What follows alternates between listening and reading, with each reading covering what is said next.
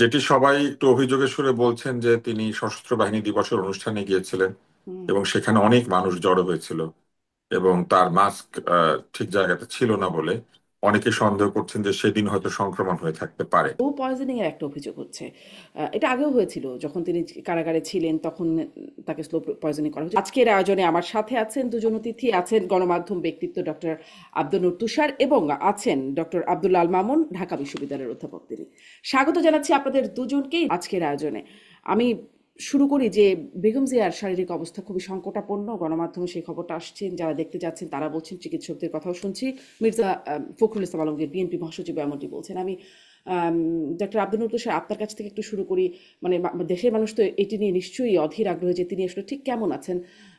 শুনছি আমরা, তারপরেও আপনি চিকিৎসক হিসেবে কি বুঝতে পারছেন যে আসলে আহ, মানে আমি যদি আপনার কাছে জানতে চাই আপনার আসলে কি মনে হচ্ছে পরিস্থিতিটা? তিনি তো দীর্ঘদিন যাবৎ অসুস্থ ছিলেন, তার অসুস্থতা কি এটি নিয়ে তার যারা চিকিৎসক মণ্ডলী রয়েছেন তারা একাধিকবার আগেও আমাদেরকে ব্রিফ করেছেন এবং তার অসুখের গতি প্রকৃতি কি হবে এটাও কিন্তু তারা এক ধরনের আমাদেরকে জানিয়েছিলেন। তিনি এরই মধ্যে একবার লন্ডনেও গিয়েছিলেন, সেখানে চিকিৎসা পেয়েছে। যেটি সবাই একটু অভিযোগের সুরে বলছেন যে তিনি সশস্ত্র বাহিনী দিবসের অনুষ্ঠানে গিয়েছিলেন হুম। এবং সেখানে অনেক মানুষ জড়ো হয়েছিল এবং তার মাস্ক ঠিক জায়গাতে ছিল না বলে অনেকে সন্দেহ করছেন যে সেদিন হয়তো সংক্রমণ হয়ে থাকতে পারে। কিন্তু এটা আসলে নিশ্চিত করে বলা সম্ভব না যে কোথা থেকে সংক্রমণটা হয়েছে। কিন্তু যেটি আমরা জেনেছি ডাক্তারদের কাছ থেকে যে তার নিউমোনিয়া হয়েছে, তার শ্বাসতন্ত্রে সংক্রমণ হয়েছে, শরীরের কিছু কিছু জায়গাতে পানি এসেছিল এরকম তারা বলেছেন এবং সেগুলি তারা আহ উন্নত চিকিৎসা যা রয়েছে সবই তাকে দেয়া হয়েছে। তো তার যে বয়স এবং তার যে শারীরিক পরিস্থিতি তাতে যে কোনো অসুস্থতাতেই তার রিকভারি ফেজটা বড় হবার কথা, লম্বা হবার কথা। এই বয়সে মানুষ আর একজন যুবকের মতো দ্রুত সুস্থ হয়ে ওঠে না, যে কোনো অসুস্থতা একটু বেশি সময় নেয়। তো সেই কারণে আমার কাছে মনে হয় যে তিনি হয়তো সুস্থ হয়ে উঠবেন ইনশাল্লাহ। এবং যদি সুস্থ হয়ে ওঠেন এইবার হয়তো একটু সময় বেশি লাগতে পারে। তবে একটু আগে আমি জেনেছি যে তাকে বিদেশে নিয়ে যাওয়ার কথাও চিন্তা ভাবনা করা হচ্ছে এবং এয়ার অ্যাম্বুলেন্সের কথাও চিন্তা করা হচ্ছে। তো যারা তার তদারক করছেন তারা এই ব্যাপারে সিদ্ধান্ত নেবেন। তবে এই ধরনের রোগীর ক্ষেত্রে সিদ্ধান্ত গ্রহণ খুব দ্রুত হতে হয়, কোনোভাবেই দেরি করার কোনো সুযোগ থাকে না এবং প্রতিটি সিদ্ধান্ত আহ, অত্যন্ত নিখুঁত এবং মানে একেবারেই সঠিক হতে হয়। তো আমার ধারণা হুম। যে তিনি যে হাসপাতালে আছেন সেটি তো বাংলাদেশের একটি সেরা হাসপাতাল। সেখানে অনেক বিশেষজ্ঞ চিকিৎসক আছেন, তার ব্যক্তিগত চিকিৎসকের দল বিশেষজ্ঞ চিকিৎসকরা আছেন, বাইরে থেকেও অনেকে তার এই চিকিৎসা প্রসেসের সঙ্গে যুক্ত হয়েছেন। তাহলে আমার কাছে মনে হয় যে চিকিৎসায় ভুল হবার কোনো সুযোগ নেই। বরং যেটি হতে পারে সেটি হচ্ছে যে হুম। হয়তো দ্রুত সিদ্ধান্ত নিলে তাকে বিদেশে নিয়ে যাওয়া হতে পারে এবং যদি হয় আমার ধারণা সেখানেও তিনি একই ধরনের চিকিৎসাই পাবেন। যেটি হবে না সেটা হচ্ছে বাইরের হাসপাতালে মানুষ ভিড় করে না বলে ইনফেকশন এবং হুম। অন্যান্য জিনিসগুলি কম হয়। আমাদের এখানে নেতা কর্মী, পলিটিক্যাল যারা কলিগ তারা দেখতে যাচ্ছেন, এমনকি ভিন্ন দলের যারা কলিগ তারাও যাচ্ছেন এবং তারা সেখানে গিয়ে ভিড় করছেন। তো এই অসুবিধাগুলি সামলাতে হয় তার আত্মীয় স্বজনদেরকে বা তার সাথে যারা আছেন। কিন্তু যদি তিনি হুম। বিদেশে চলে যান তাহলে হয়তো এই সমস্যাগুলি হবে না আর কি। জি, জি। ডাক্তার আব্দুল নূর তুষার, একটা বিষয় একটু ছোট্ট করে শুনতে চাই আপনার কাছ থেকে। সেটা হচ্ছে যে, এই যে মানে স্লো পয়জনিং এর একটা অভিযোগ হচ্ছে। এটা আগেও হয়েছিল যখন তিনি কারাগারে ছিলেন তখন তাকে স্লো পয়জনিং করা হয়েছে। যদিও চিকিৎসকদের কারো কাছ থেকে এরকমটা শোনা যায় নাই। মানে এটির বিষয়ে আপনার অনুমান করতে পারেন যে এটি কি আসলে না, এটা অনুমান করা সম্ভব না, এটা একটা ক্রিমিনাল অভিযোগ। এটা একটা ক্রিমিনাল অভিযোগ, তাই না? স্লো পয়জনিং, হত্যার চেষ্টা। মানে তো আমি আসলে অনুমানটা এজন্য জিজ্ঞাসা করছি ডাক্তার আব্দুল না, তুষার যে এটা মানে অনুমান করা চিকিৎসা সম্ভব না। চিকিৎসা প্রক্রিয়া তো চলছে, চিকিৎসা প্রক্রিয়া তো চলছে। তো কি কারণে এটা হচ্ছে এটা তেমন ডাক্তাররা ডিটেক্ট করতে পারেন। তো এটি কি কোনো একটা কারণের মধ্যে থাকতে পারে কিনা? যদি থাকে তাহলে সেটা না, বেরিয়ে এটা আসার সম্ভাবনা এটা থাকে যিনি কিনা? বলেছেন তিনি তো চিকিৎসক না। না, ফলে তাকে সেজন্যই এটা ব্যাখ্যা করতে সেজন্যই হবে যে উনি প্রশ্ন। কেন এটা বলছেন, তাকে কোন চিকিৎসক এটা বলেছেন বা কোন প্রমাণের ভিত্তিতে বলেছেন, এটা তো তাকে বলতে হবে। আমি তো এই বিষয়ে মন্তব্য করতে পারবো না, কেননা আমি তো আর এটা জানি না। কিন্তু এই ধরনের কিছু ঘটলে নিশ্চয়ই তার চিকিৎসকরা বলতেন। তিনি তো বিদেশেও গিয়েছেন, হুম। সেখানে নিশ্চয়ই বলা হতো। ফলে এইটা যদি কেউ অভিযোগ করে থাকেন, তাকে কারা বলেছেন এই বিষয়টি এবং কোন ধরনের প্রমাণের সাপেক্ষে বলেছেন এটা তাকে বলতে হবে। জি, আমি যতদূর অনেক জানি যে এই ধন্যবাদ। অভিযোগটি করেছেন রিজভী সাহেব, তো রেজভী সাহেব এই অভিযোগটা আসলে কিসের ভিত্তিতে করেছেন এটা তাকে আসলে বলতে হবে। শুধু বলে দিলেই হবে না যে এটা হয়েছে, কেননা এটা তো একটা ক্রিমিনাল অফেন্স হুম। যদি এটা হয়ে অনেক থাকে। ধন্যবাদ, অনেক এবং ধন্যবাদ তিনি ডক্টর যদি আব্দুল তুষার। জেলখানায় থাকা অবস্থায় এরকম হয়ে থাকে তাহলে তো জেলখানার লোকজন সহ এটার সঙ্গে যুক্ত হইতে হবে, কারণ তাকে এটা কারা করবে জেলের ভিতরে, তাই না? তো এটা একটা বড় অভিযোগ। তো এই জি। অভিযোগ যদি আহ, সত্য হয়ে থাকে, তাহলে প্রথমে এটার মেডিকেল এভিডেন্স লাগবে, এবং সেই মেডিকেল এভিডেন্স আছে কিনা এটা আসলে তাকেই বলতে হবে। জি, ডক্টর আব্দুল নতুন স্যার, অনেক ধন্যবাদ। এই জন্যই আসলে এই মেডিকেল এভিডেন্স এই কথাটুকু বুঝবার জন্যই প্রশ্নটা করছিলাম যে যেহেতু চিকিৎসাধীন আছেন, এভিডেন্স তো কিছুটা বের হয়ে আসবার কথা কিনা নাকি না, সেটাই একটু বোঝার চেষ্টা করছিলাম আমি। না না, ডক্টর জিনিসটা এত আব্দুল্লাহ সহজ মামুন। না শারমিন, জি। এইভাবে প্রশ্ন করলে আসলে হয় না, এইটা অনেক বিরাট ব্যাপার। যারা টক্সিকোলজি পড়েছেন তারা জানেন যে বিষের প্রকারভেদ আছে, বহু ধরনের বিষ প্রয়োগের ব্যবস্থা আছে। ফলে এটা এত সহজে যারা চিকিৎসা করছেন তারাই বের করে ফেলবেন, ব্যাপারটা এরকম না। এটা যদি আচ্ছা, কেউ অভিযোগ মানে করেন ডিটেক্ট তাহলে করা তার নাও কাছে যেতে পারে, প্রমাণ এটি থাকতে এটি হবে। বিষয়টা এমন যে চিকিৎসা না না, প্রক্রিয়া এটা ডিটেক্ট তাহলে নাও খুঁজতে হতে হবে, পারে। যে নিয়ে এটা অভিযোগ করেছেন তাকে বলতে হবে কার কাছ থেকে শুনেছেন, কি ধরনের প্রয়োগ করা হয়েছে বলে তিনি জানেন, এবং কারা করেছে বলে তিনি জানেন, কখন করা হয়েছে বলে তিনি জানেন। না, তাহলে তিনি সেটা তো পরীক্ষা বলছেন করলে না। পাওয়া যাবে। তিনি তো বলছেন না, কিন্তু তিনি তো বলছেন না, কিন্তু তিনি যেহেতু একটা অভিযোগ করে তুলেছেন, মানে রেখেছেন, এবং অভিযোগটা অভিযোগ খুবই কি তিনি সিরিয়াস অভিযোগ। বলছেন না? অভিযোগ এই জন্যই অভিযোগটাকে আমি, একটা বলে না। হ্যাঁ হ্যাঁ বলছেন, কিন্তু তিনি তো এটি বলছেন না যে আসলেই করা হয়েছে কিনা, কিভাবে করা হয়েছে, কারা করেছেন। এই জন্যই আসলে মানে মেডিকেল এভিডেন্স যে শব্দটা ব্যবহার, সেটিতে বের হয়ে আসার কথা কিনা, নাকি আসলে এমনও হয় যে আসলে বের হওয়া সম্ভব না। এই প্রশ্নটা আসলে এরকমই যে আমি খুব আপনাকে স্পষ্ট উত্তর আবারও বললাম সম্ভবত যে সম্ভব না। খুব টক্সিকোলজিতে স্পষ্ট বিভিন্ন উত্তর ধরনের সম্ভব বিষ না। আছে। কিছু জি। বিষ একভাবে বের হবে, কিছু বিষ আরেক ভাবে বের হবে। কাউকে যদি হুম। পয়জনিং করা হয়, তাহলে সব পয়জন তো একই পয়জন না। তাহলে বলতে হবে তো তাকে কি কি ধরনের বিষ প্রয়োগ করা হয়েছে বা কে হুম করেছে। তো হুম খুঁজতে হুম হবে তো, তাই না? আগে তো জি এটা জানতে হবে। সাপ জি কামড় দিলে আপনি তো জানেন নিশ্চয়ই যে সাপটাকে ধরে আনতে হয়। সাপ কি সাপ তাহলে বোঝা যায়, অথবা হুম দাঁতের গঠন দেখে বের করতে হয় যে কোন সাপ কামড় দিয়েছে। জি সাপটাকে জি পাওয়া গেলে সবচেয়ে ভালো। তো সেই ডক্টর রকম, আব্দুল লতিফ স্যার, হ্যাঁ, অনেক সব সাপ ধন্যবাদ। কামড় দিলে তো একই বিষ হুম, না। সাপের বিষ জি নিউরোটক্সিক হয়, হিমোটক্সিক হয়। জি ঠিক আছে। জি জি অনেক ধন্যবাদ। চিকিৎসকদের কাছ থেকে কোনো বক্তব্য এই বিষয়ে আমরা পাচ্ছি না। ডক্টর আব্দুল মামুন, আপনার কাছ থেকেও আপনি যদি এই বিষয়ে একটু বলেন, সেটি আমরা শুনতে আগ্রহী হব। এবং আসলে প্রশ্নটা একটু অসুন্দর প্রশ্ন হতে পারে, তারপরেও আসলে এই সময় জিজ্ঞাসা করি যে আমরা কথা বলছিলাম অনুষ্ঠানটা শুরু হওয়ার আগে, একটা ক্লাইম্যাক্স পরিস্থিতি চলছে রাজনীতিতে বা দেশে। এই পরিস্থিতিতে বেগম জিয়া যদিও খুব ফিজিক্যালি সক্রিয় নন রাজনীতিতে, তারপরেও তাকে দেখা যায়, তার ব্যাপারে শোনা যায়। এটিও একটা মানে স্বস্তির ব্যাপার নিশ্চয়ই রাজনীতিতে। কিন্তু তিনি যদি, তার বয়স হয়েছে, নানান বাস্তবতা, ডক্টর আব্দুল তুষারও বলছিলেন যে এই সময় রিকভারি আসলে অত সহজ হয়ে ওঠে না। আসলে যদি রাজনীতিতে মানে এই সময় তার থাকা এবং না থাকা বিষয় কোনটার বাস্তবতা কেমন, প্রভাব কেমন দেশের বর্তমান পরিস্থিতিতে? না, ধন্যবাদ আপনাকে। আসলে তো খালেদা জিয়া এবং বাংলাদেশের গণতন্ত্র এ দুটো একসাথে মিলে সবসময় একাকার, এবং তাকে যে আপসীন নেত্রী বলা হয় তার কারণ এটি হচ্ছে যে বাংলাদেশে যখনই গণতান্ত্রিক উত্তরণের প্রয়োজন হয়েছে, গণতন্ত্রে আঘাত এসেছে, উনি সামনে দাঁড়িয়েছেন। এবং যে কারণে আমরা সবাই ওনার জন্য প্রার্থনা করছি। আমি আপনার অনুষ্ঠানের যারা দর্শক দেখছেন তাদের অনুরোধ জানাবো তার জন্য প্রার্থনা করার জন্য, দোয়া করার জন্য, যেন আল্লাহ রাব্বুল আলামিন ওনাকে সুস্থতা দান করে। আমি ব্যক্তিগতভাবে আহ, তার জন্য দোয়া করবো যেন উনি সুস্থ হন। এই কারণেই যেটা আপনি বললেন যে তার শূন্যতা পূরণ হবার মতো নয়। আপনি, উনি 9 বার, আমার যদি ভুল না বলে থাকে, আমি এরশাদের সময় 7 বার এবং পরবর্তীতে আরো 2 বার, 111-এর পরে একবার, এবং 18 সালের পর তো দীর্ঘ সময় উনি জেলে থাকলেন। সো এটা এই জন্য আমি বলছি যে যখনই দেখেন এই যে জেলে যাওয়ার যে প্রক্রিয়াটা, বা যখনই ওনার উপর নির্যাতন নেমে এসেছে, তখনই আসলে জাতি এবং দেশ একটা অনিশ্চয়তার মধ্যে ছিল। এখন আমরা টানেলের শেষ প্রান্তে আলো দেখতে পাচ্ছি, যখন ফেব্রুয়ারি মাসে নির্বাচন হবে বলে আমরা আশা করছি।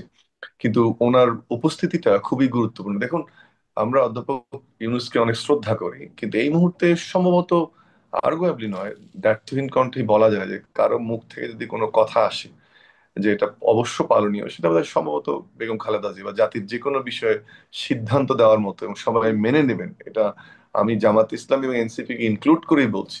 যে জাতির যদি সেরকম সংকট দেখা দেয়, মাঝে মাঝে যে আমরা অনিশ্চয়তার কথা শুনছি, সেটা সামরিক বাহিনী হোক বা রাজনৈতিক দলগুলো হোক, নতুন দল হোক, যেই হোক, বাম দলগুলো হোক, ওনার প্রতি শ্রদ্ধা জায়গাটা কিন্তু অনেক বেশি। একজন ফ্যাসিস্ট ওনাকে আস্থা করে নিক্ষেপ করতে চেয়েছিলেন, তিনি নিক্ষিপ্ত হয়ে আজকে সবার ঘৃণার পাত্র হয়ে পার্শ্ববর্তী দেশে মৃত্যুদণ্ডের যে বোঝা সেটা মাথায় নিয়ে বসে আছেন। কিন্তু আজকে দেখেন, আপনি সোশ্যাল মিডিয়া দেখেন, হাসপাতালের সামনে দেখেন, যতটা না বিএনপির কর্মীরা আহ, দোয়া করছে, তার জন্য প্রার্থনা করছে বিভিন্ন ধরনের মানুষ, তাতে সাধারণ মানুষ এতে বেশি উদ্যোগী হচ্ছে। ছোট্ট একটা উদাহরণ আপনাকে দিই। আমি একটি হলের প্রভোস্ট, আপনি জানেন আমি সলিমুল্লাহ মুসলিম হলের দায়িত্বে আছি এই মুহূর্তে। আজকে সন্ধ্যায় এই হলের যিনি জিএস, তিনি অন্য একটি দল করেন। তিনি আমাকে ফোন করে অনুমতি এবং সাহায্য চাইলেন, তিনি খালেদা জিয়ার জন্য দোয়া মাহফিল আয়োজন করতে চান। সেটা কিন্তু আমার যতদূর মনে হয় ছাত্র দলের ছেলেরা আমার সঙ্গে যোগাযোগ করেনি যে দোয়া মাহফিল করবে। কথাটা এই জন্য বললাম, আমি ছাত্র দলের দোষ খুঁজছি না, আমি কথাটা একটা উদাহরণ হিসেবে দিলাম যে ছোট ইউনিট একটা হলের, সেখানে কিন্তু অন্য একটি রাজনৈতিক দলের ছাত্র সংগঠন তারা বলছে যে তারা দোয়া করতে চান। এই কথাটা থেকে এই কারণে আমি বললাম যে এর অর্থটা দাঁড়ায় যে উনি কতটা অনিবার্য, যে রাজনীতিবিদ, সামরিক বাহিনী, সরকার বা যারা অন্যান্য দলগুলো এখন সক্রিয় এবং তাদেরও ছাত্র সংগঠন সবারই কিন্তু চাওয়া যে খালেদা জিয়া দীর্ঘজীবী হবেন। এবং হুম এমন একটা মুহূর্তে আজকে আমরা দাঁড়িয়েছি যখন ওই যেটা একটু আগে বললাম যে একজনের কথা শুনতে পারে গোটা জাতি, এবং আমি এটা দ্ব্যর্থহীন কণ্ঠেই বলতে চাই যে খালেদা জিয়া যদি যে সংকটগুলো আমরা আশা করছি সামনে, ইভেন নির্বাচন হয়ে যাওয়ার পরে যে আশঙ্কাটা আমরা করছি যে বিএনপি জামাত হয়তো মুখোমুখি হবে, এনসিপি মাঠে থাকতে পারে, একটা অস্থিতিশীল বাংলাদেশের দিকে আমরা যেতে পারি, তার জন্য খালেদা জিয়ার বেঁচে থাকাটা খুব জরুরি। কারণ একজন অবিসংবাদিত নেতায় উনি পরিণত হয়েছেন, এবং ওনার জায়গাটা কিন্তু এই মুহূর্তে পূরণ করা সম্ভব না, এবং যে কারণে আমরা তার দীর্ঘায়ু কামনা করি। আমি দুটো উদাহরণ আপনাকে দেই, ওনার চারিত্রিক দুটো উদাহরণ। আমরা জানি যে উনি রাজনীতিতে আসাতে খুব বেশি আগ্রহী ছিলেন, এবং যখন 92 সালের 3রা জানুয়ারি উনি বিএনপির প্রথম সদস্য ফর্ম পূরণ করেন, তার আগে কিন্তু লম্বা একটা অধ্যায় আছে। এবং 84-তে গিয়ে কিন্তু উনি, আমি যদি ঠিক মনে থাকে আমার, 84-র 10ই মে উনি দলের চেয়ারপারসন হয়েছিলেন। এবং কখনো অতি উৎসাহী রাজনীতিবিদ উনি ছিলেন না। প্রেসিডেন্ট জিয়া মারা যাওয়ার পরে 30 এপ্রিলের পরে উনি সহজেই প্রধান হুম রাষ্ট্রপ্রধান হতে পারতেন, প্রেসিডেন্ট হতে পারতেন, উনি হননি।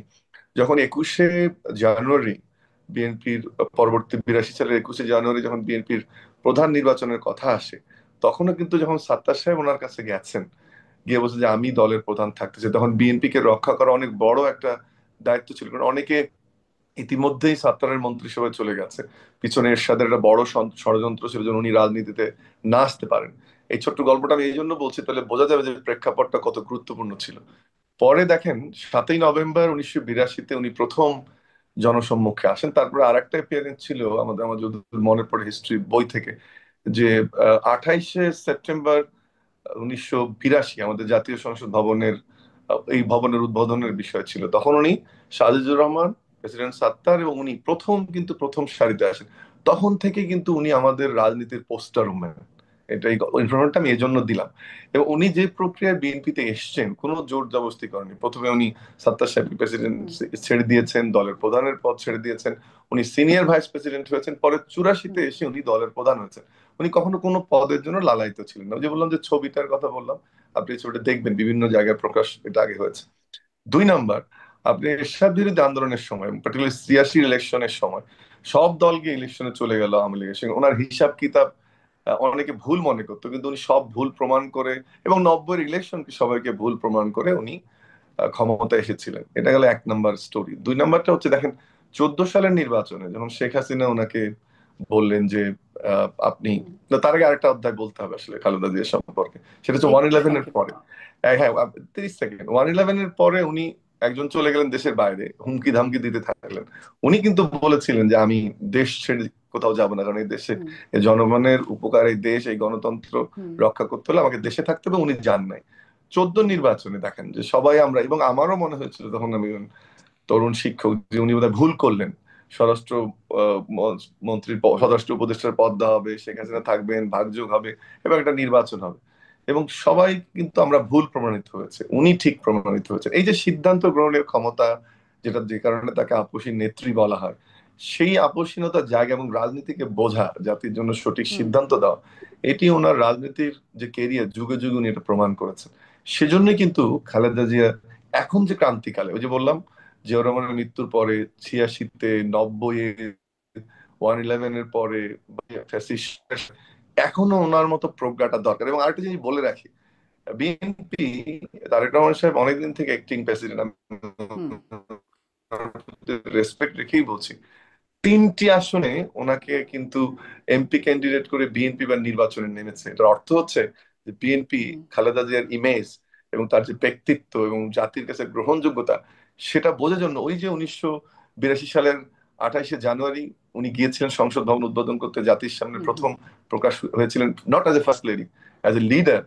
সেই জায়গাটাতে কিন্তু আমরা সবাই ওনাকে এখনো রাখি, এবং বিএনপি এখন as a দল নিশ্চয়ই রাখছে, এবং নিশ্চয়ই সেজন্য ডক্টর এত আব্দুল্লাহ মানুষের মামুন। ভিড়, এত মানুষের আকুতি। তা তো বটেই, তা তো বটেই, কিন্তু আপনি যে বলছিলেন যে তিনি আসলে সেই একাগ্র সময় তার বিদেশে যাওয়া, তিনি দেশ ছেড়ে যাবেন না, আওয়ামী লীগের আমলে যখন তিনি জেলখানায় গেলেন তখনও নাকি তার কাছে প্রস্তাব ছিল যে তাকে দেশ প্রস্তাব ছিল, বিদেশে প্রস্তাব ছিল। চলে যাওয়ার প্রস্তাব ছিল, কিন্তু তিনি সেটাতেও যান নাই। অন্যদিকে আপনার কাছ থেকে শুরু করে এই প্রসঙ্গে নিশ্চয়ই আমি আসবো ডক্টর আব্দুল্লাহ মামুন আপনার কাছেও, যে বিএনপির ভারপ্রাপ্ত চেয়ারপারসন তিনি বিদেশে আছেন এবং তার একটি স্ট্যাটাস এখন খুব আলোচনায় আসছে। কারণ বেশ কদিন যাবৎ শুনছিলাম তিনি কয়েক সপ্তাহের মধ্যে আসবেন, সামনের মাসে আসবেন, শিগগিরই আসবেন, শিগগিরই আসবেন, এই কথাটা তার মুখ থেকে শুনেছিলাম আমরা।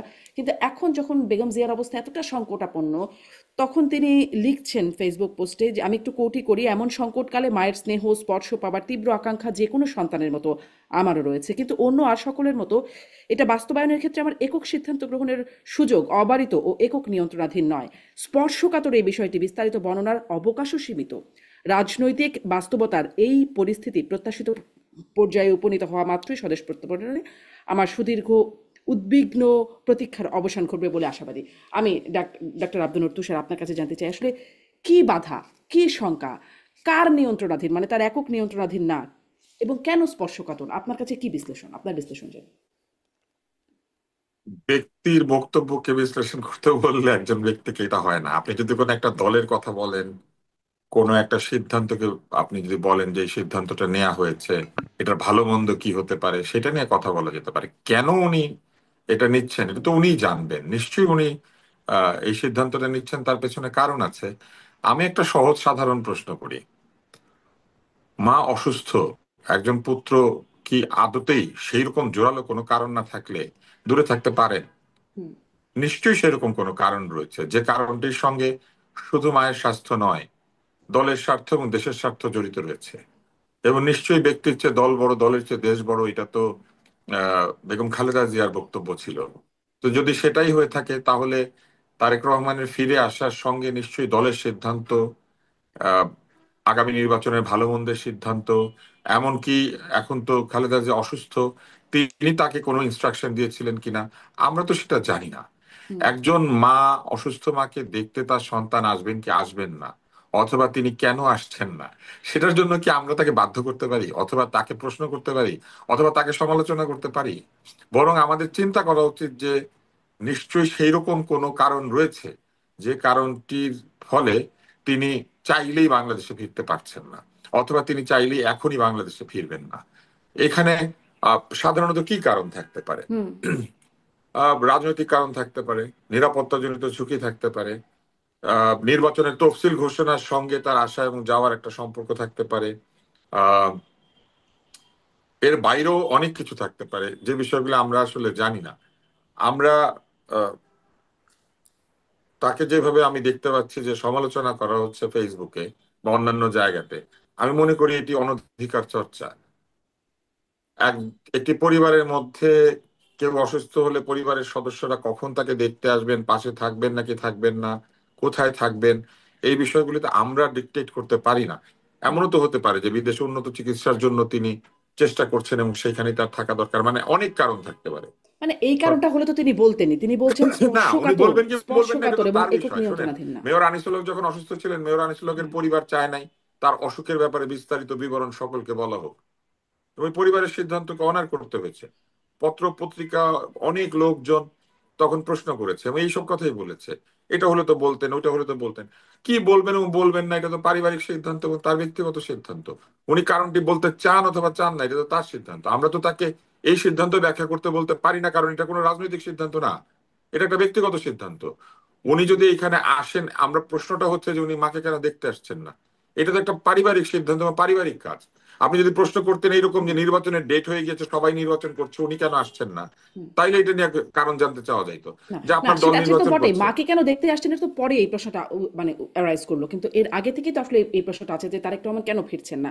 আহ, অনেক মানে বারবার শুনলাম যে বেগম জিয়া যাচ্ছেন, তার তিনি অসুস্থ, অতএব তাকে সেখানে থাকতে হবে। তারপরে তিনি ফিরছে, তিনি হ্যাঁ, ফিরলেন, তিনি কিন্তু তারেক নিশ্চয়ই তার রহমান দলীয় ফিরলেন না। কোনো হ্যাঁ সিদ্ধান্ত রয়েছে, তার রাজনৈতিক কোনো দৃষ্টিভঙ্গি আছে, তার রাজনৈতিক কোনো পরিকল্পনা রয়েছে, সেই অনুযায়ী তিনি ফিরবেন। উনি কেন দেশে ফিরছেন না এই প্রশ্ন কিন্তু আমরা এভাবে করতে পারবো না। নির্বাচনের তারিখই ঘোষণা হয় নাই, এবং কোথাও কি লেখা আছে যে ওনাকে আজ কি দেশে ফিরতে হবে? আমি এই জিনিসগুলো আসলে বুঝি না। আমাদের না বাংলাদেশের না, মানুষের আমি হয়েছে তো কি মানে জানেন, এভাবে বুঝি বলে অনধিকার আপনাকে চর্চা জিজ্ঞাসা করতে করছি। করতে অনধিকার চর্চা করতে করতে আমাদের এখন এমন অবস্থা হয়েছে যে আমাদের সব কথা এখন ওনাদের শুনতে হবে। সকালবেলা উনি নাস্তা খাবেন নাকি বিকালবেলা উনি ভাত খাবেন, এটা এখন আমাদেরকে জিজ্ঞেস করে খেতে হবে। আমি মনে করি যে এই প্রশ্নটি করার কোনো সুযোগই নাই। হুম, এটা তাদের পারিবারিক সিদ্ধান্ত, এবং তিনি তার অসুস্থ মাকে দেখতে আসবেন নাকি হুম, তিনি বিদেশে যাবেন চিকিৎসা করতে, উনি সেইখানে যাবেন অথবা যাবেন না, এগুলি সবই তাদের কাছে আমাদের রেখে দেওয়া উচিত। কালকে জি। যদি আসলে নির্বাচনের আমরা তো, তফসিল ঘোষণা হয়ে যায়, কালকে যদি হ্যাঁ, নির্বাচনের তফসিল ঘোষণা হয়ে যায় এবং উনি যদি সেখানে প্রার্থী হন, তাহলে হুম, আপনি বলতে পারেন যে উনি এখানে না থেকে কেন ইলেকশন করছেন, এটা আপনি বলতে পারেন। কিন্তু উনি যদি এরপরে নির্বাচনের তফসিল ঘোষণার পরেও নাও আসেন, হতে পারে তো বাংলাদেশ স্বাধীন হয়ে গেছে, হুম, তাই না? হুম, তারপরে তারপরে অনেকদিন পরে, বেশ 2 সপ্তাহ পরে শেখ মুজিবুর রহমান ছাড়া পেয়েছেন, বাংলাদেশে এসেছেন। এখন কেন আসতে পারছেন না, এটা তো আসার আগ পর্যন্ত, না আসার আগ পর্যন্ত আমরা জানতাম না। এরকম বহু মানুষ আছেন যারা একসময় বিদেশে থেকেছেন, ফিরে এসেছেন। ফিরে আসার সিদ্ধান্ত যার যার নিজস্ব এবং তাদের দলীয়। আমি মনে করি না যে উনি ফিরে আসতেও বাধ্য, আবার না আসতেও উনি মানে বাধ্য। উনি যেহেতু বলেছেন যে এখানে একটি সিদ্ধান্ত নয়, এখানে অনেক বিষয় বিবেচনা করতে হচ্ছে, এবং যেহেতু সেগুলি এক ধরনের সেন্সিটিভ ইনফরমেশন তিনি শেয়ার হুম। করতে চান না, আমার মনে হয় এই বিষয়টাকে আমাদের শ্রদ্ধা করা উচিত। জি, শ্রদ্ধা তো নিশ্চয়ই করব আমরা, কিন্তু মানে অনধিকার চর্চা হলেও প্রশ্নটা এই জন্যই হয়তো যে তিনি একজন একটা রাজনৈতিক দলের শীর্ষ নেতৃত্ব, তাতে এবং কিছু আসে যায় না। রাজনৈতিক এবং দলের এবং সদস্যের তিনি মা আসলে অসুস্থ আপনার হলে আমার, উনি তিনি আসবেন একজন কি আসবেন পাবলিক না, ফিগার। আর শীর্ষ হুম। নেতৃত্ব হলে উনি আসবেন কি আসবেন না, এটা তার দায়িত্ব। পাবলিক ফিগারের ব্যক্তিগত জীবনে প্রবেশ করার অধিকার আমরা পাই নাই। হুম। এগুলো আমরা কিন্তু করি আমরা বলে আমাদের সবসময় শুনি অভ্যাস হয়ে দেশের গেছে। মানুষ তাকে চায় যে তিনি ফিরুক, দলের নেতাকর্মীরা চাচ্ছেন তিনি উনি ফিরুক, ফিরবেন, মানে ওনার ওনার দলের, উনি তো ওনার দলের কাছে দায়বদ্ধ, তারপরে দেশের কাছে দায়বদ্ধ, এবং দল এবং দেশের লোক যে উনি হুম, ফিরুক চায়, এটা তো উনি হুম। জানেন। কিন্তু ফেরার সময়টা তো উনি ঠিক করবেন, আমরা ঠিক করে দেবো না। জি, নিশ্চয়ই সেটি তো বটেই ডাক্তার আব্দুল লতিফ সাহেব। কিন্তু উনি সেই ঠিক করার জায়গায় বাধাটা কোথায়, সেই অ্যানালাইসিসটাই আমরা হয়তো বাধাটা একটু উনি জানবার বলতে চেষ্টা চান করছি। নাই, ডক্টর এবং আব্দুল্লাহ আল সেটাকে মামুনের আমাদের কাছেও অনার আমি করা একটু শুনি। উচিত। কি বাধা যে আছে এটা উনি বলতে চান জি, নাই, নিশ্চয়ই আমরা এটা তো সেটিকে আমাদের অনার অনার করছি। করা আমরা তো উচিত, ওনাকে তাই না? গিয়ে বল প্রয়োগ করব না যে আপনি এখনই ফেরেন, ফিরতে হবে। না না আমরা কিন্তু জাস্ট আলোচনার না স্বার্থে, না কিন্তু এই বল প্রয়োগ ছাড়াও এই প্রশ্নটা বারবার করাটাও আসলে অসমীচীন। আমি তবুও একবার করতে করলেই চাই। যথেষ্ট। ডক্টর আব্দুল আল মামুন, আপনার কাছ থেকেও একটু এই মানে অসমীচীন প্রশ্নটাই করে একটু জানতে চাই। আসলে কি অ্যানালাইসিস, কি মনে হয়, কি বাধা থাকতে পারে? সেটি কি নিরাপত্তাজনিত, সেটি কি রাজনৈতিক? মানে একটা, আমরা তো একটা অ্যানালাইসিসে যেতে চাই, এবং তার একক সিদ্ধান্ত না কেন, কেন স্পর্শকাতর, আপনার কি মনে হয়? দেখুন, আমি আমি যেটা ব্যক্তিগতভাবে মনে করি যে এই প্রশ্নটি করার অধিকার আসলে আমাদের সবার আছে। এই কারণে আমি বলছি, এবং প্রশ্নটি খুবই প্রাসঙ্গিক এবং এটা হুম, আলোচনাও করা যেতে পারে। আমি এই কারণেই বলছি যে আপনি তারেক জিয়ার, শুধু তারেক জিয়া বা জিয়া পরিবারের মধ্যে বা বিএনপির মধ্যে সীমাবদ্ধ এখন নেই। ধরে নিলাম, আল্লাহ মাফ করুক, যে খালেদা জিয়ার কোনো সমস্যা হলো, হুম, সেক্ষেত্রে কিন্তু এই দেশের ভরসার জায়গাটা হয়ে উঠবেন তারেক রহমান। এটা আমি একটু আপনাকে আন্ডারলাইন করতে বলবো।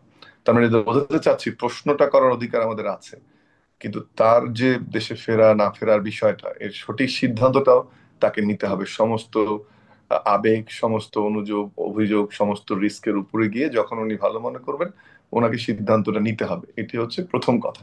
এবং সেখানে আমি মনে করি যে সবার, অনলাইন অফলাইনে আমাদের সবার অধিকার আছে তারেক রহমানকে জিজ্ঞেস করার যে উনি কবে দেশে ফিরবেন। কিন্তু যেটা করা যাবে না, এই দেশে ফেরার নামে ওনাকে প্রশ্নবিদ্ধ করে সমালোচনাটা করাটা আমি মনে করি অন্যায়, কিন্তু প্রশ্নটা করা অন্যায় নয়।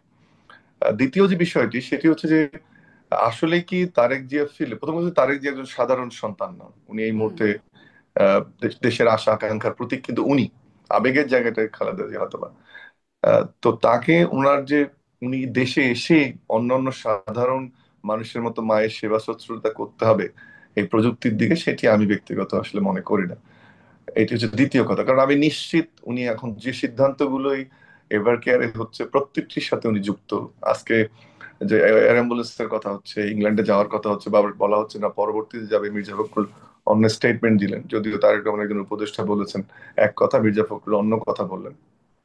তো সবকিছু মিলে আসলে উনি যে যোগাযোগে থাকছেন, এটা নিয়ে আমার কোনো সন্দেহ নেই। এর আগেও যখন খালেদা জিয়াকে নিয়ে যাওয়া হয়েছে, উনি পুরো প্রক্রিয়ায় যুক্ত ছিলেন। উনি এয়ারপোর্টে এসে নিজে মাকে নিয়ে গেছেন, এবং সেটাই হওয়া উচিত বলে আমি মনে করি।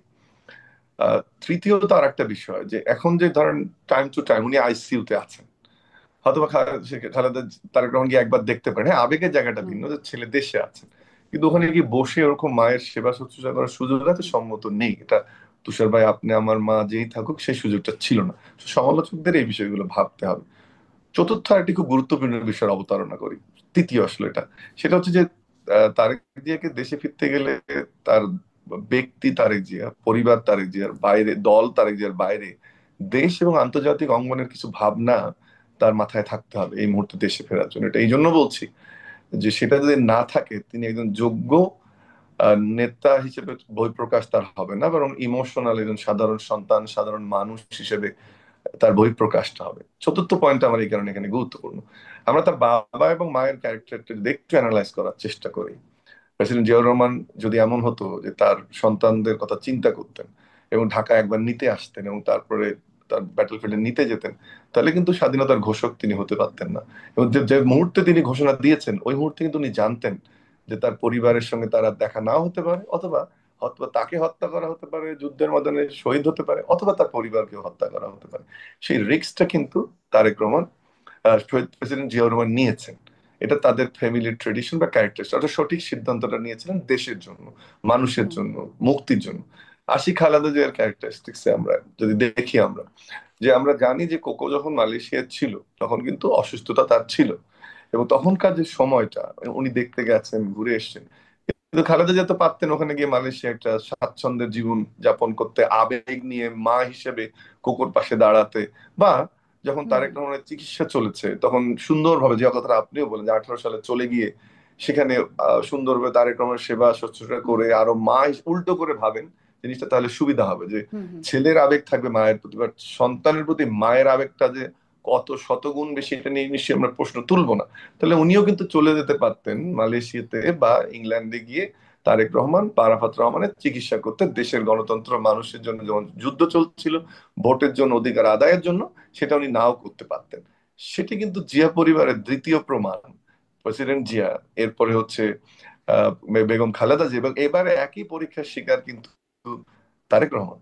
সো উনি সঠিক সিদ্ধান্ত নিবেন, যেভাবে উনি ওনার ওনার বাবা নিয়েছিল, ওনার মা নিয়েছিল, উনিও একইভাবে সঠিক সিদ্ধান্ত নেবেন বলে কিন্তু আমরা আবার বিশ্বাস মওদুদ করি। আহমেদের বইতে আমরা প্রয়াত নেতা বিএনপি তিনিও এই বিষয়ে তিনি লিখছেন, আর 2008-এ তত্ত্বাবধায়ক সরকারের ওই সময়টাতে তারেক রহমান কোকো রহমানকে দেশের বাইরে পাঠানোর জন্য আমি ওই একটা বইয়ের কম্প্রোমাইজে রেফারেন্সটাকে যেতে আমার হয়েছিল। মতো করে, আমার মতো করে আমি বুঝছি, ওই বই থেকে আপনাকে বলছি আমি। হুম মওদুদ আহমেদের ওই বই থেকে বলছি, মাহফুজুল্লাহর বই আপনি এটা পাবেন, হুম মাহফুজুল্লাহ সাহেবের বই। এই দুটো বই, এরপরে আমাদের আব্দুল লতিফ মাসুমের বই, এই স্টোরিগুলো উঠে এসেছে, আমি সেই বইগুলোর জিস্ট আপনাকে বলছি। সো এইটা খুব সহজ ভাবে দেখলে একজন সাধারণ সন্তানের এসে মায়ের কাছে দাঁড়ানোর বিষয় না, হুম হুম, বা নিশ্চয়ই। একজন সাধারণ মা হিসেবে সন্তানের কাছে যাওয়ার জন্য না। যদি তখন যেত, হয়তোবা কথা হতে পারে যে তখন তো বিএনপির আন্দোলন সফল হয়নি, কিন্তু ওই যে খালেদা জিয়ার স্যাক্রিফাইস, যদি 111-এর সময় খালেদা জিয়া বাংলাদেশ থেকে চলে যেত, যে -2 কথা আমরা বলি, আমি নিশ্চিত সেই -2 আসলে দেশে ঘটতো।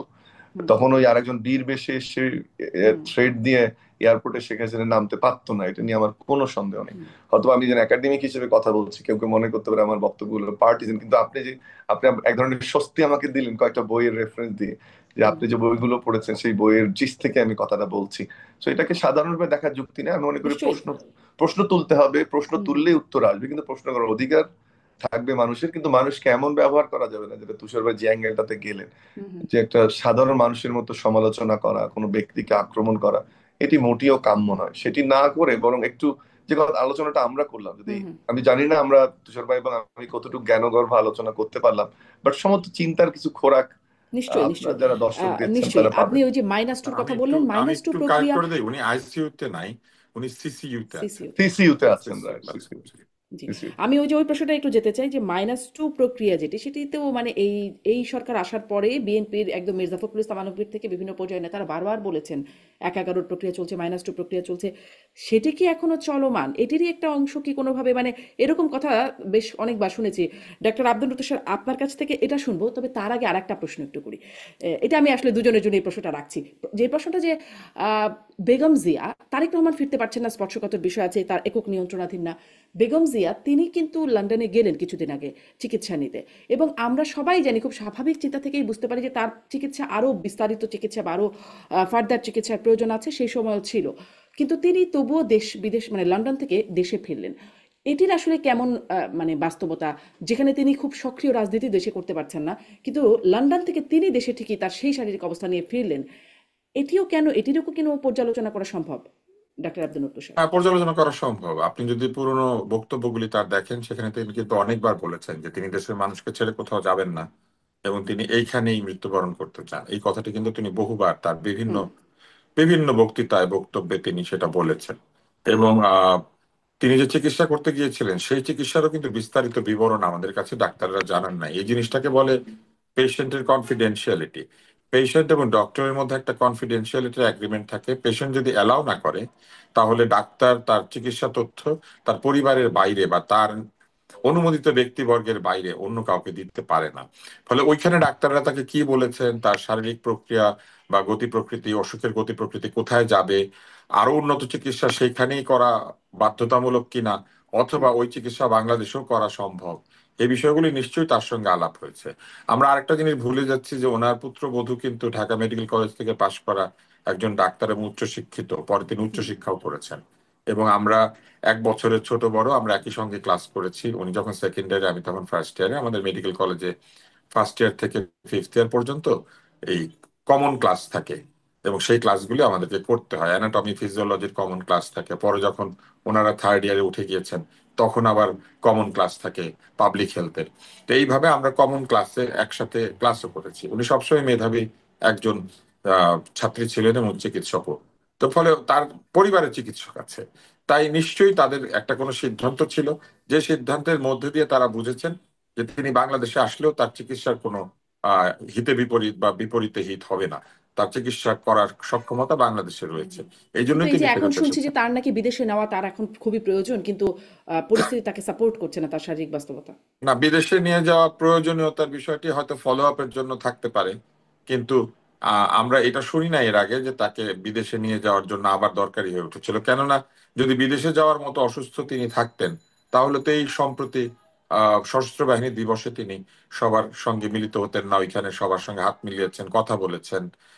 আমরা দেখলাম প্রধান উপদেষ্টা, আমাদের সেনাবাহিনীর প্রধান সহ গুরুত্বপূর্ণ হুম। ব্যক্তিরা সেখানে গিয়েছেন।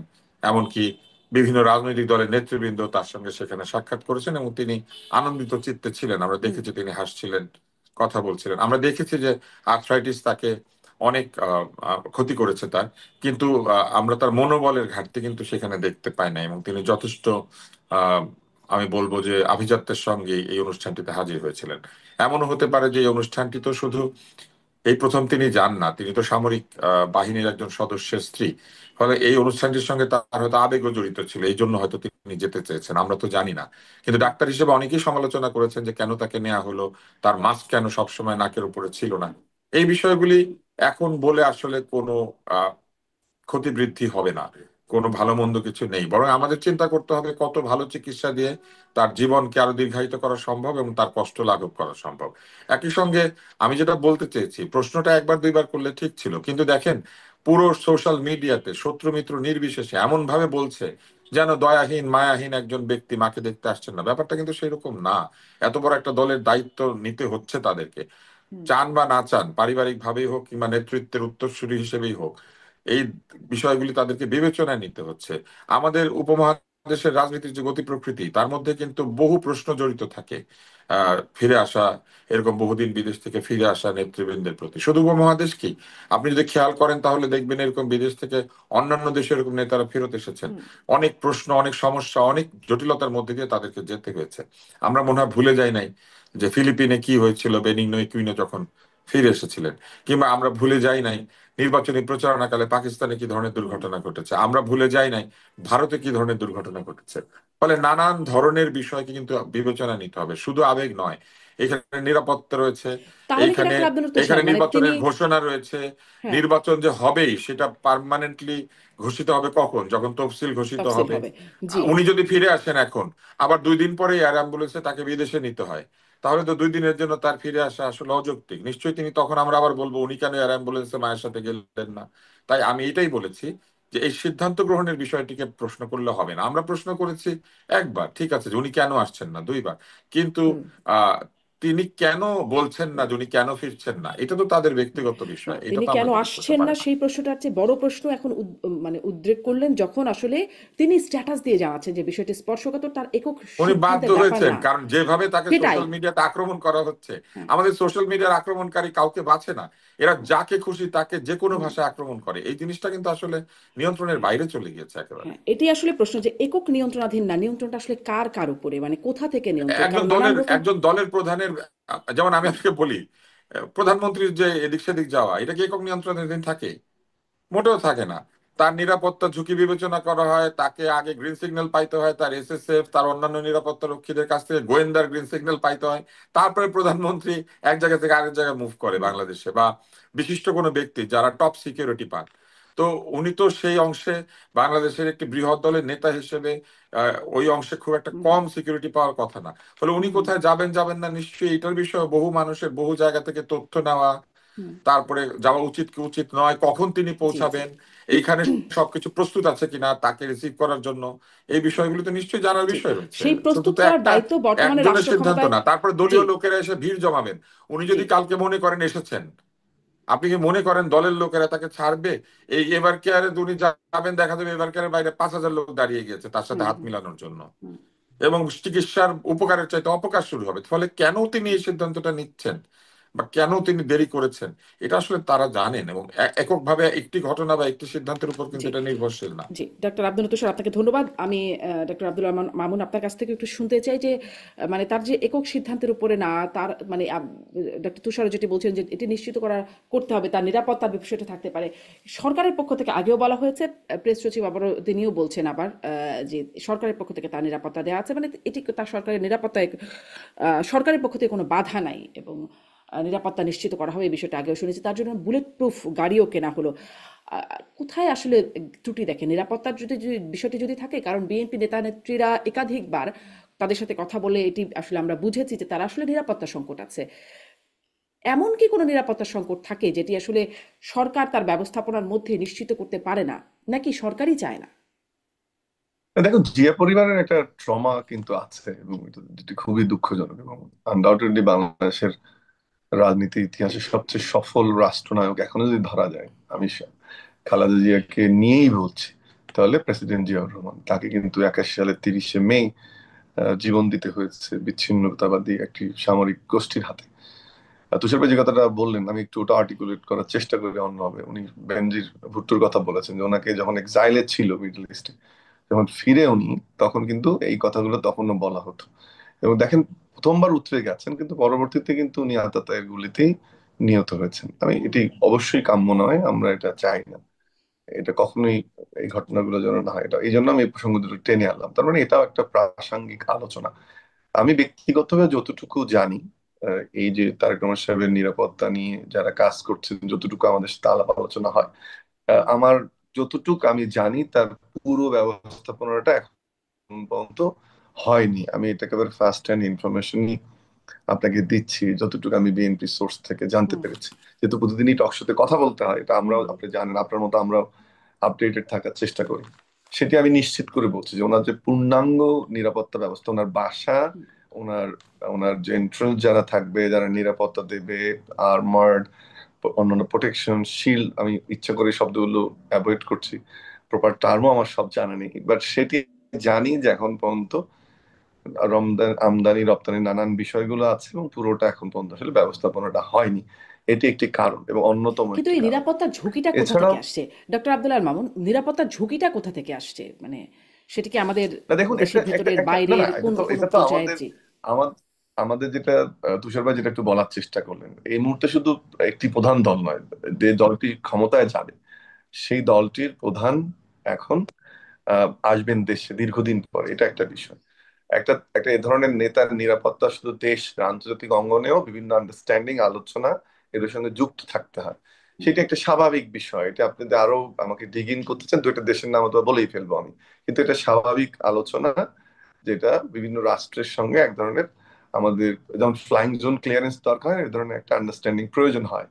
সেটি যারা বন্ধুপ্রতিম দেশ তাদের সাথে সে আন্ডারস্ট্যান্ডিংটা করতে হয়, কিন্তু দু যারা একটা দেশ বেশি, মানে কাদের কথা বলবেন তো আসলে আমি জানি কাদের আপনি এই প্রশ্নটা আমাকে করতে পারেন, বাট আমি সেজন্যই বলছি হ্যাঁ। যে আমরা জানি কোন কোন দেশগুলোর সাথে কথা বলতে হবে, আমাদের এখানে যারা অ্যাক্টিভ সেই দেশগুলোতে।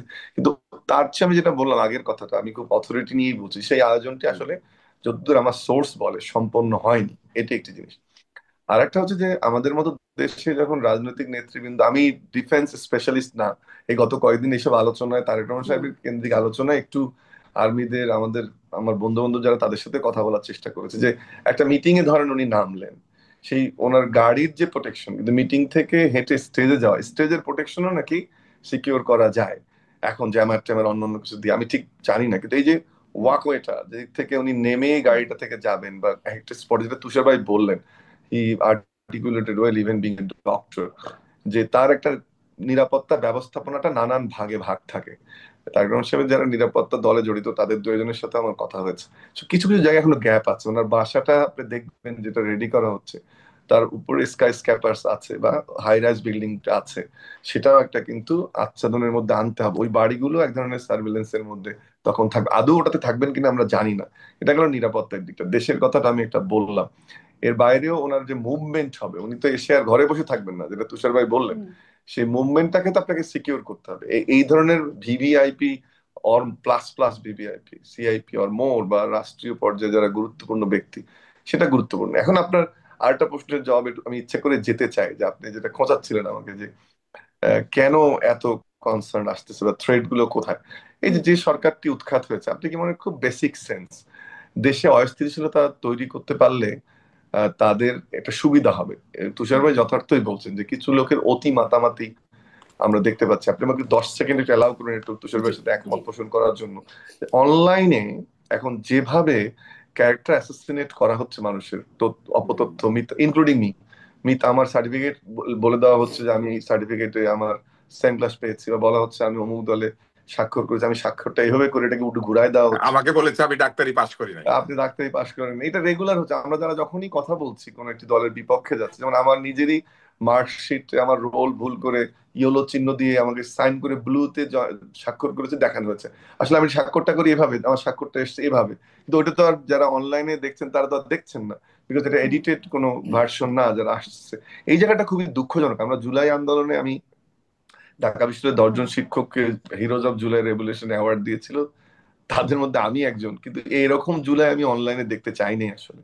যে কথা বলার স্বাধীনতা মানে আপনি কারোর ক্যারেক্টার অ্যাসাসিনেট করবেন, বা আপনি কাউকে ছোট করবেন, একদম যে ভাষায় গালি দেওয়া হচ্ছে। তুষার ভাইয়ের মধ্যে কোনো একটা প্রোগ্রাম আমি দেখলাম, he is very much hmm, correct. আমি ওনার ওনার কোথায় সমালোচনা, ওনার ব্যক্তিগত ইস্যু, ওটাতে যেতে চাই না। উনি একটা কথা আমার ভালো লেগেছে, যে ভাষায় গালি দেওয়া হচ্ছে অনলাইনে, আমরা তো এই ভাষাটা, আমি ঢাকা বিশ্ববিদ্যালয়ের শিক্ষক হিসেবে তো বটেই, শিক্ষার্থী হিসেবে কল্পনা করিনি যে এই ভাষাটা কোনোদিন লিখবে কেউ, এই শব্দটা কেউ হুম, কোনোদিন লিখবে, কেউ কোনোদিন পোস্ট করবে। এটা অত্যন্ত কুরুচিকর, অরুচিপূর্ণ, আমি জানি না কোন ভাষায় সুন্দর করে হুম, বলবো, বাট কোনোভাবেই গ্রহণযোগ্য নয়। এবং আমাদের এই ম্যাক্সিমাম লেখাগুলো আমরা জানি না তরুণরা, যুবকরা কে কারা লিখছে, কারণ বট আইডি নামে একটা নতুন শব্দের আমদানি হয়েছে। কিন্তু অত্যন্ত দুঃখজনক যে যে ভাষাগুলো অনলাইনে ব্যবহার করা হচ্ছে, অথবা বন্ধু বান্ধবদের মধ্যেও সেই ভাষাগুলো আমরা হুম, হুম। সচেতন ভাবে খুব কম ব্যবহার করেছি। এবার আপনিও, আমরা কন্টেম্পোরারি হব সম্ভবত, বা আপনি আমাদের মধ্যে একটু জুনিয়র হবেন, বাট এটা কল্পনাও করা যায়নি যে ভাষাগুলো কি হবে, এবং তারই আমি কিন্তু আসলে এই ঘটনাগুলো। প্রশ্নটা করছিলাম, মানে এটা এই প্রসঙ্গের বাইরে তো বলবো, আমি এই যাব, প্রশ্নটা আমি আমি আবার একজন একজন তরুণ যিনি মানে ঢাকা বিশ্ববিদ্যালয়ের কেন্দ্রীয় সংসদ নির্বাচনে তিনি নির্বাচিত হয়েছেন, তাকে আমি জিজ্ঞাসা করছিলাম যে এত কেন গালাগালি হচ্ছে এই সময়। তিনি আসলে কুলনেস শব্দটা ব্যবহার করেছেন, যে এই ধরনের গালাগালি করাটা এখন একটা কুলনেস না পর্যায়ে দেখেন, গেছে। আমি আমি একটা, আমার একটা স্টুডেন্ট, ওকে ও নতুন যে, আমি বলেই ফেললাম আর কি, বাকশাস করতো, হুম, তো ভাষার ব্যবহার দেখে দিন আমার সহ্য করতে না পেরে তাকে আমি বললাম যে ডোন্ট ডু দিস। আমি তোমার কাছ থেকে, ছেলেটা আবার আমার উত্তরবঙ্গে, বললাম যে ডোন্ট ডু দিস। দেখলাম যে কয়েকদিন করলো না, গতকালকে এমন একটা দেখলাম, যেগুলো ফেসবুকে আমাদের যুক্ত থাকে, এমন একটা কথা সে লিখেছে, যদি আমি দেশে থাকতাম, আমি এই মুহূর্তে হুম, ইন্দোনেশিয়াতে, এবং গিয়ে আমি ওকে ধরেও নিয়ে আসবো, সরি টু সে টক শোর মধ্যে হুম, কথাটা বলছি, ওকে জিজ্ঞেস করবো যে তুমি কোন রুচিতে এটা রিপিট করলে, এবং আমার ক্লাসের মধ্যে আমি কথাগুলো বলছি। হুম, তুষার ভাই যেমন অনলাইনে বা বক্তব্য টক শোতে বলছেন, বাট কথাটা খুবই খুবই দুঃখজনক। এবং এটা আমরা হুম, একটা সোশ্যালজিতে কথা বলি যে জি, সোশ্যালাইজেশন, নানান এজেন্ট থাকে। মিডিয়া সোশ্যালাইজেশন একটা এজেন্ট, অর্থাৎ এরা শেখায় যে কিভাবে ব্যবহার করতে হবে। Hmm, unfortunately it's a sad socialization, যেটা কোনো এক্সপেক্টেড না। আমি ঘুরে যাই আপনার ওই কথাটার মধ্যে, যে যারা অস্থিতিশীল করতে চাচ্ছে তারাও কিন্তু এই তারেক রহমান সাহেবের ঘটনাটাতে প্রভোগ করছে, যে উনি হুম, কেন আসেন না, আসা উচিত নানান ভাবে। আমি তো জানি না, এবং তারা তো দেশকে অস্থিতিশীল করতে চাইবে। এখন তাদের এইসব বক্তব্যে, অনলাইন লেখনীতে আপনি যদি হুম, প্রভোক্ট, আমি কিন্তু তারেক রহমান সাহেবের জায়গায় হলে, উনি যে শব্দটা নিয়ে আজকে টানাটানিটা হচ্ছে, আমি এটা লিখতাম না। আমি তুষার হুম, ভাই বা আমার যে জায়গাটা, আমি ওই জায়গায় থাকতাম, যে আমি জানি আমি কেন যাচ্ছি না, ইউ ক্যান রাইট। বাট উনি যেহেতু একটা বড় রাজনৈতিক দলের প্রধান, ওনার ভিউটা ডিফারেন্ট, উনি সেটা দিয়েছেন। কিন্তু এইসব অনলাইনে বকাঝকা বা অনলাইনে ক্যারেক্টার অ্যাসাসিনেট হুম, করার কারণে, মায়ের দরদ সমালোচনা করার কারণে উনি দেশে আসবেন, এটা আমি ব্যক্তিগতভাবে চাই না। বরং উনি অ্যাসেস করবেন ওনার সিচুয়েশন, এবং যারা হয়তো বা কেউ এটার মাধ্যমে সুযোগ নিতে চাচ্ছে, তাদেরকে সেই সুযোগটা উনি নিশ্চয়ই দিবেন না। একজন প্রজ্ঞাবান রাজনীতিবিদ হিসেবে, দেশ নেতা হিসেবে উনি সঠিক সিদ্ধান্ত নেবেন বলে আমি আশা করি। নিশ্চয়ই ডক্টর মামুন, আপনাকে ধন্যবাদ। আমি একটু মূল প্রসঙ্গে যাবার আগে একটু ডক্টর আব্দুল তুষার, এটি আপনার কাছ থেকে খুব সংক্ষেপে আপনিও যদি একটু বলেন যে এই যে ক্যারেক্টার অ্যাসাসিনেশন, বিএনপির মহাসচিব মির্জা ফখরুল ইসলাম আলমগীরও বলছেন যে সামাজিক যোগাযোগ মাধ্যমে একরকম মবই চলছে। আপনি তো নিজেই বললেন যে আপনি নিজেও তার শিকার। আপনাকে নানান আগের ভিডিও, পরের ভিডিও, নানান কিছু দিয়ে অনেক কিছু করা হচ্ছে, খুব ভাইরাল হচ্ছে বিষয়গুলো আসলে, যেহেতু আপনারা কথা বলেন, পাবলিক ফিগার। মানে এগুলো কি এভাবে চলতে থাকবেই, নাকি এটার বিরুদ্ধে কোনো ব্যবস্থা নেওয়ার সুযোগ আছে? এটা নিশ্চয়ই ন্যায্য নয়। না, ন্যায্যতা অন্যায্যতার বিষয়টি আগে আমাদেরকে সকলে মিলে একমত হতে হবে।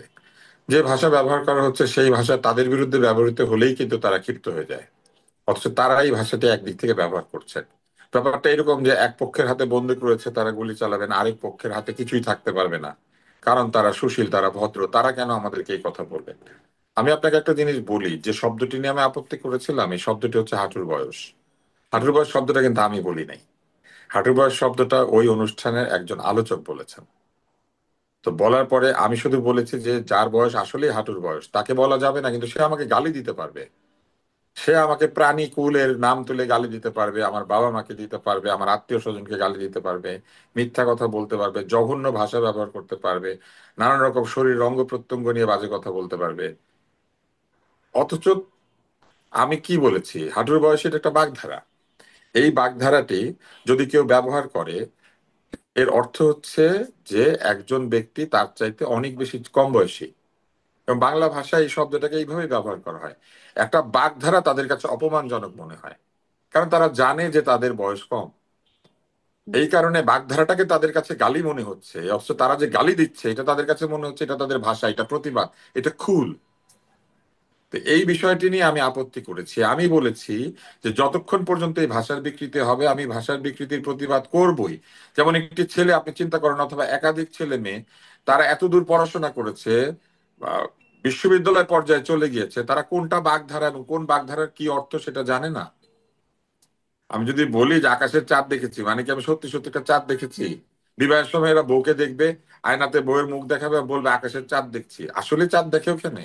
হুম, তো কোনটা বাগধারা আর কোনটা সমাস আর কোনটা কারকে বিভক্তি, এটা না জেনে তারা ওইখানে গিয়েছে বাংলা ভাষা না শিখে। আমি শুনেছিলাম যে বিশ্ববিদ্যালয়ে ভর্তির সময় ইংরেজি আর অঙ্কে সবাই নাকি ফেল করে। এখন তো আমি দেখতে পাচ্ছি আমাদের বাংলা ভাষাটা পর্যন্ত তারা ভুলতে বসেছে।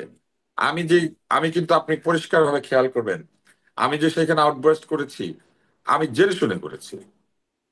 কেননা এর চাইতে সভ্যভাবে এবং এর চাইতে কোনো ধরনের গালিগালাজ ব্যবহার না করে এই কথাটি আমার প্রতিবাদ হিসেবে বা আমাদের পক্ষ থেকে প্রতিবাদ হিসেবে বলার আর কি উপায় আছে? আমি কি দেখবেন, আমি শেষ লাইনে বলেছি আমি টক শোতে রাগ করি না, আজকে করলাম। এর মানে হচ্ছে আমি রাগ করেছি, জেনেই রাগ করেছি, কারণ এইখানে রাগ প্রকাশ করতে হবে। এইটা একটা প্রতিবাদ। আমি একটা মজার জিনিস বলি, যারা এই গালিগালাজগুলি ব্যবহার করে, এরা আমি দেখলাম সেদিন জনসভায় বিদ্রোহী কবিতা আবৃত্তি করে। কেন বাবা?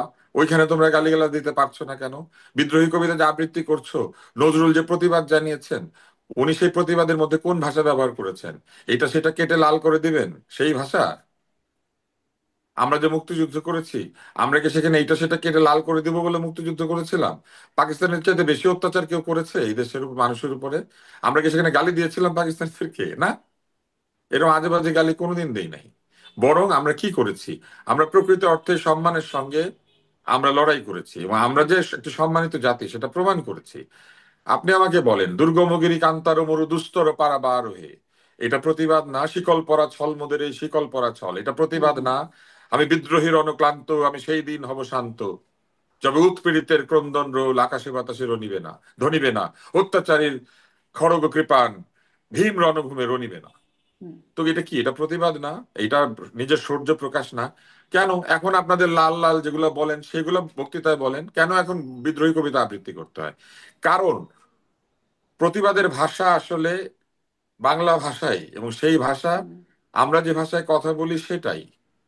সেটা না বলে নতুন ভাষা উদ্ভাবন করে যদি জি। গালিগালাজে যেতে চান, আমাদের চেয়ে বেশি গালিগালাজ কে পারে বলেন শারমিন? আমার সাথে গালি দিয়েও কিন্তু, বা আমাদের মতো যারা আমাদের বয়সে আমাদের সাথে গালি দিয়েও তারা পারবে না। যত গালি আমরা জানি তার অর্ধেকও তারা জানে না। কিন্তু আমরা তো গালি দিব না, আমরা হুম। গালি না দেওয়ার জায়গাটাকে বেছে নিয়েছি এত কারণ আমরা গালি আমাদের কোথা থেকে ভাষাটাকে আসলে সম্মান করি। শেখা যায় সেটিও বুঝি না, আর এত গালি না, বলার গালি জন্য শেখা যে। যায়, গালি তো উদ্ভাবিত হয়। আমি আপনাকে একটা জিনিস বলি, গালি কিন্তু উদ্ভাবিত হয়। হ্যাঁ হ্যাঁ গালি শেখা যায়, গালির ক্রিয়েটিভিটি আছে, গালি হ্যাঁ। আমি ইনোভেশন একটা আছে, গালি ডিকশনারিও তৈরি দেখেছি, করা যায়। গালির একটা ডিকশনারি আছে। যাই হোক, হ্যাঁ, গালি নিয়ে গালির আলোচনায় না ডিকশনারি গিয়ে আছে, কিন্তু গালি নিয়ে।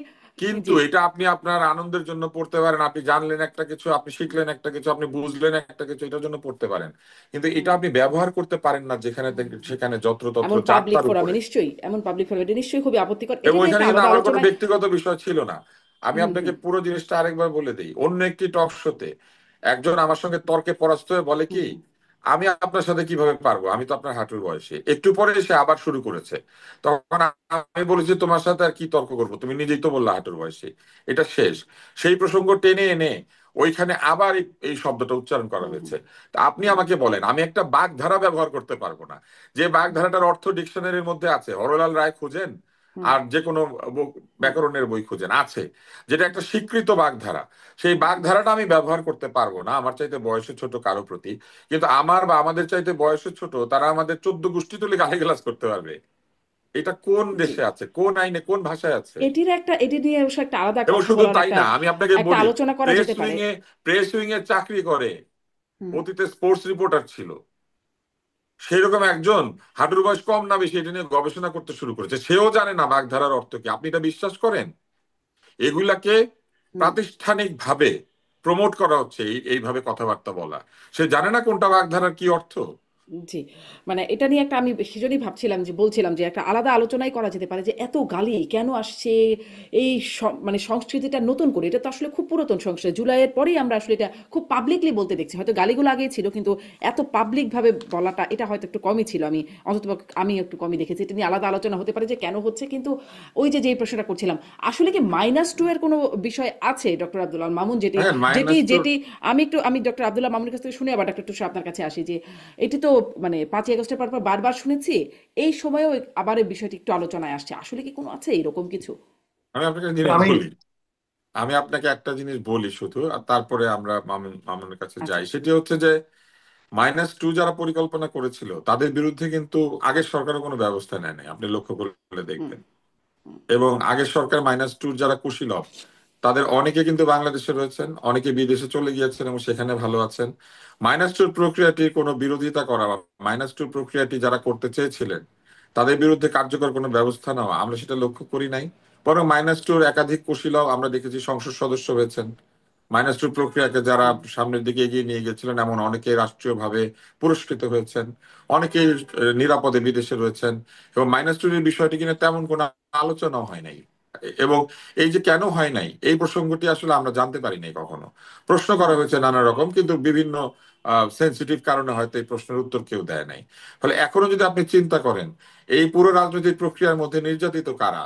নির্যাতিত রাজনীতিবিদরাই, এবং হুম যারা রাজনৈতিক দল তারাই বিভিন্ন সময় একজন আরেকজনের উপর নির্যাতন করেছেন, অথবা তাদের কৃতকর্মের কারণে তারা বিভিন্নভাবে আহ এক হুম ধরনের অবস্থার শিকার হয়েছেন। যেমন একটি দল হুম পালিয়ে গেছে, তাদের অনেক লোকজন সহ নেতা নেত্রীরা পালিয়েছেন, দলটা পালায় নাই, দলটা বাংলাদেশে আছে। দলের মানে অধিকাংশ মানুষই তো বাংলাদেশে আছে, পালিয়েছে তো যারা অপরাধ করেছে বলে নিজেরা মনে করেছে বা প্রতিশোধকামিতার শিকার হবে বলে ভেবেছে।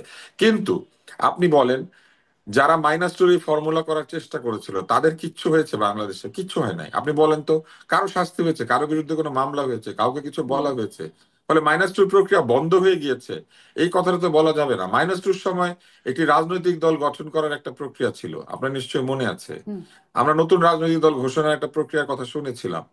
তো সেই প্রক্রিয়া যারা শুরু করেছিলেন বা যারা তখন সেই প্রক্রিয়ার সঙ্গে যুক্ত ছিলেন, তারা কি এখন বাংলাদেশে নাই? তারাও তো আছেন। ফলে -2 হারিয়ে গেছে বা -2 পরিকল্পনাটা নাই কোথাও, এটা নিশ্চিত করে নতুন বলা একটি যাবে না। রাজনৈতিক দল বলতে ডক্টর ইউনূসের রাজনৈতিক দলটির কথাই -2 বলছেন? প্রক্রিয়া আর না, ফেরদৌস আহমেদ কোরেশিও একটা করেছিলেন, হুম হুম ওই সময় একটা দল তৈরি করেছিলেন, আপনার নিশ্চয়ই মনে আছে। হুম হুম হুম কোরেশি সাহেব একটা দল করেছিলেন, সেই দলটা তৈরি হয়ে গিয়েছিল।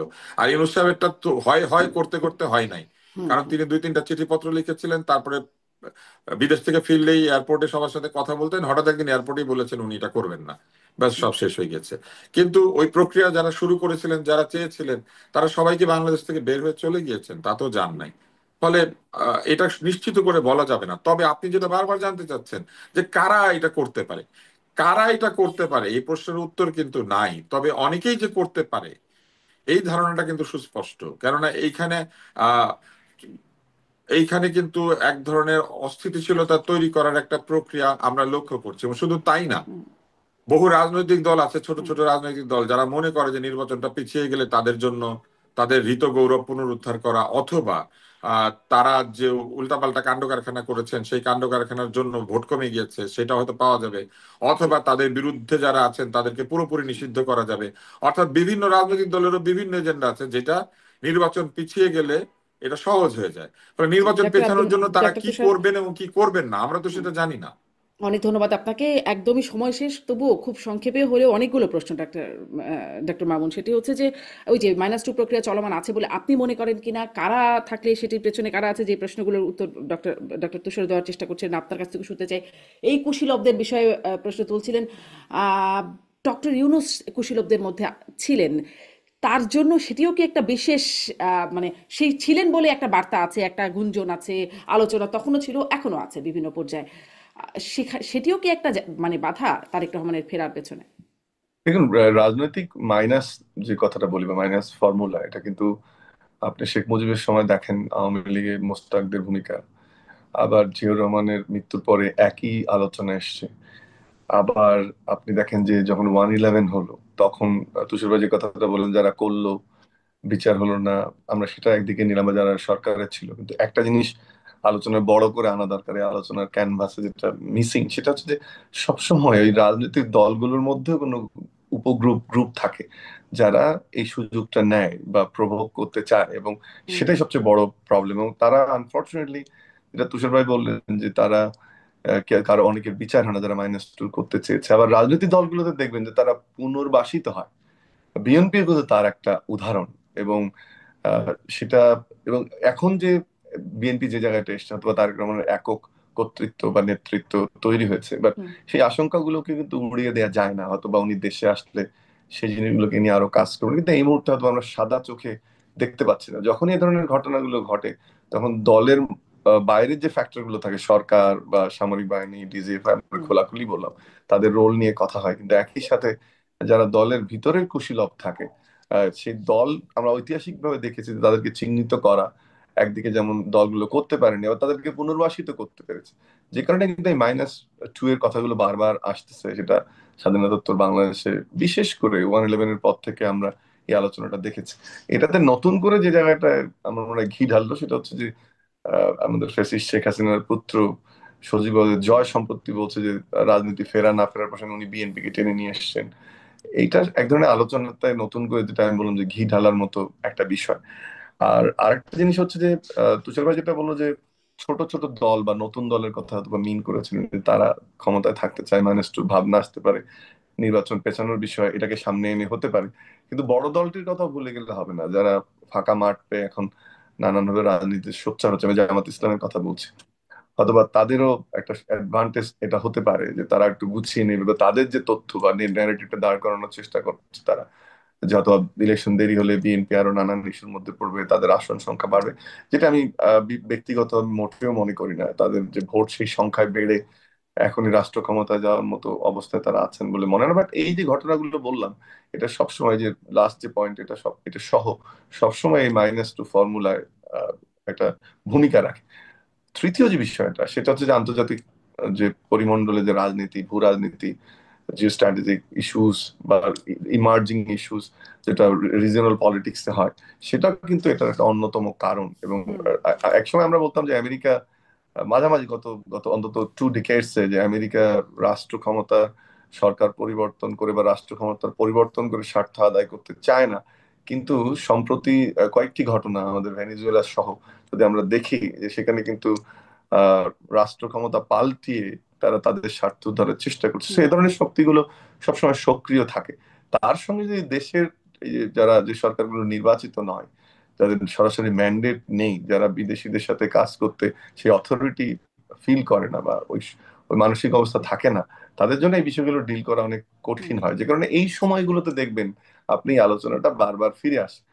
আমার কেন জানি মনে হয় যে এই জায়গাটাতে বাংলাদেশ আর নেই, এবং সেই জায়গায় উতরে গেছে আমরা। আর 2 সপ্তাহের মধ্যে আমরা আচ্ছা আশা করি নির্বাচনের তফসিল ঘোষণা হবে, যেটা নির্বাচন কমিশন আজকে বলেছে। হুম হুম হুম সেই মুহূর্তে এই আলোচনাটা কতটুক যুক্তিযুক্ত আমি আসলে সেটা মনে করি আচ্ছা না।